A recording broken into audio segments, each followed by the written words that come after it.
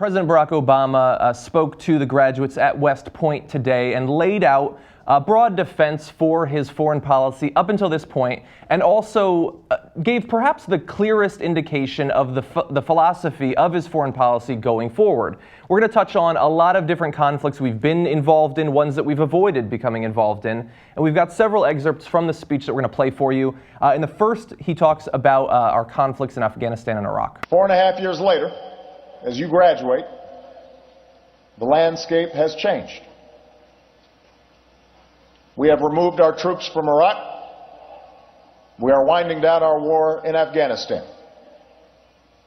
Al-Qaeda's leadership on the border region between Pakistan and Afghanistan has been decimated, and Osama bin Laden is no more. So in that clip you saw there, Obama addresses in one sentence basically the three main concerns I think that America still has when it comes to foreign policy, at least over the course of Obama's years in the presidency. Iraq and Afghanistan, that he made clear during his initial campaign that he would be drawing down, getting out of those conflicts.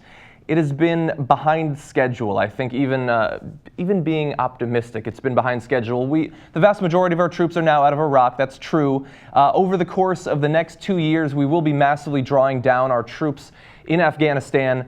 We will retain almost 9,000 troops over the course of the next year. After that point, those will be rapidly drawn down so that by the end of 2016, we will have just our embassy staff and some security personnel for those there.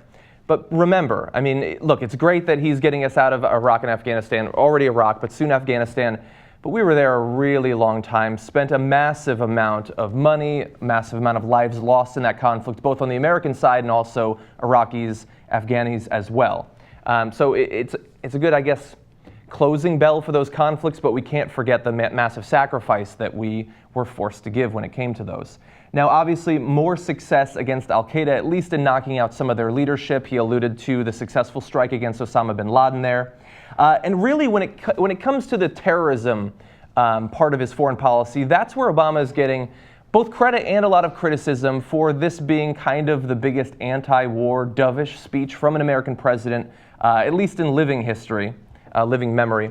So here's something that he said about the future threat of terrorism and how we're going to face it. He said, "The most direct threat to America at home and abroad remains terrorism. I believe we must shift our counterterrorism strategy, drawing on the successes and shortcomings of our experience in Iraq and Afghanistan, to more effectively partner with countries where terrorist networks seek a foothold. We need a strategy that matches this diffuse threat, one that expands our reach without sending forces that stretch our military thin or stir up local resentments." Now, at the end there, you had two of the major concerns that I guess both liberals and also old school conservatives have levied against the use of our military over the course of the past 2 decades. One, that we're being stretched thin, that we are engaged in military conflicts in too many different parts of the globe, and it doesn't leave us sort of the leeway that if, for instance, something happens in East Ukraine, for us to deal with it.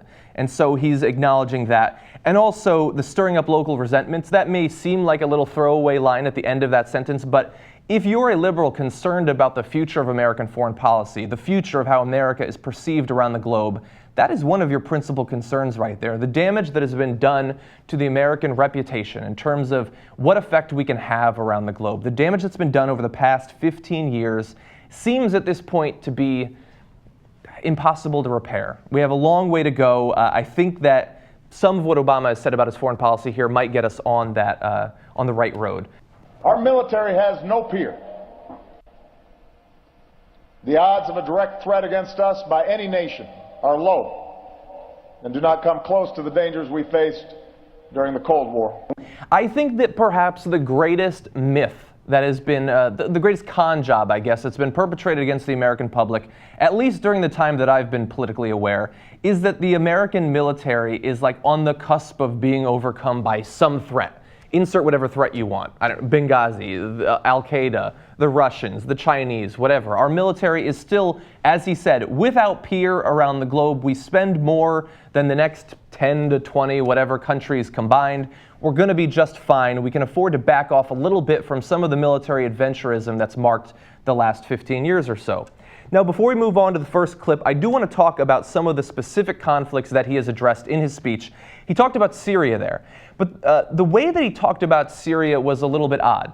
he didn't really talk about it as a humanitarian crisis that much, and he certainly didn't talk about it as a civil war that we could theoretically become involved in.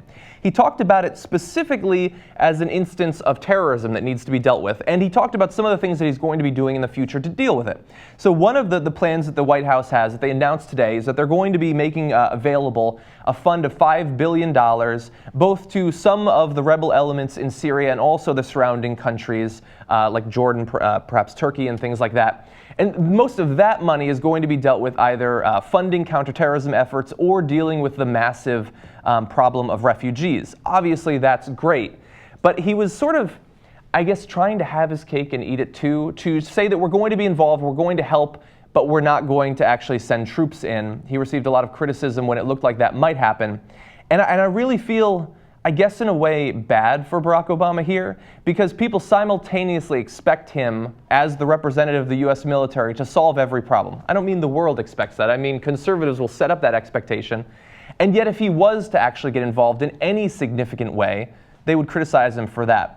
One way that we will become more involved in the actual conflict on the ground is that up until this point, we've given about $287 million in non-lethal aid to the rebels in Syria. But it looks like we're going to be actually doing some funding in terms of training them and also equipping them. We've been delivering U.S.-made Tau anti-tank missiles. I'm sure there's probably some Stingers that are changing hands in Syria. And so we're actually getting involved in arming the rebels, at least covertly at this point. Now, that has some benefits, of course. If by some chance the rebels are able to overthrow the regime in Syria, that would allow us to claim, look, we were on the side of democracy. I don't know at this point what would be on the side of, while at the same time not adding the risk of U.S. soldiers being killed there. Now, before we move on to a couple of other criticisms of the speech, let's play this last little section.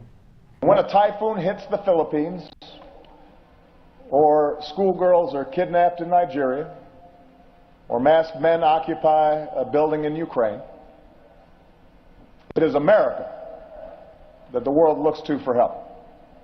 Now, this is where he is going to receive the most criticism. What you're going to hear coming out of his entire speech is that this is laying out the Obama Doctrine. And the Obama Doctrine is very different than the Bush Doctrine that came before it.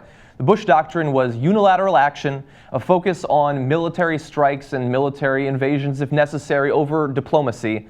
The Obama Doctrine is going to be very different. He wants us to engage in less adventurism, as I said, less military adventures around the globe, using military force only when necessary to protect our core interests, our way of life, he says, or our citizens. That's very different. If we're going to be focusing more on diplomacy, more on rallying an international coalition to deal with international problems, then that has some negatives for America, at least from the point of view of what our expectations are for the effect America can have around the globe. For instance, he referred there to girls being kidnapped. Okay, well, some people probably want us to just send in troops, send in special forces tomorrow and find them. That has consequences. The consequence of us being involved in a larger military conflict, the consequence of U.S. soldiers being killed.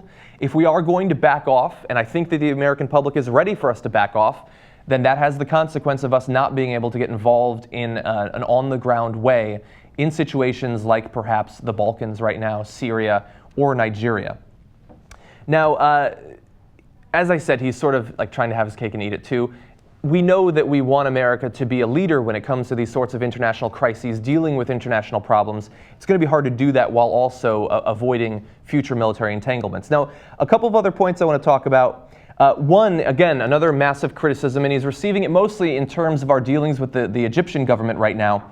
If we're not going to be occupying countries in the near future, we're going to have to do something that I guess Americans accepted but did not like during the last 100 years, and that is allying with despotic governments around the globe. If we're not going to be going in and taking out the Assad government, if we're not going to be trying to reintroduce democracy to an Egypt that has slipped into military authoritarianism, if we're not going to be doing that and we still want to be protected, we want to be safer on the globe, we're going to have to work with those governments who are not democratic, might not have a great history or record when it comes to human rights. That's another bargain, another part of the Obama Doctrine that many liberals especially are not going to be happy with. It's going to be one of the biggest disappointments when it comes to that.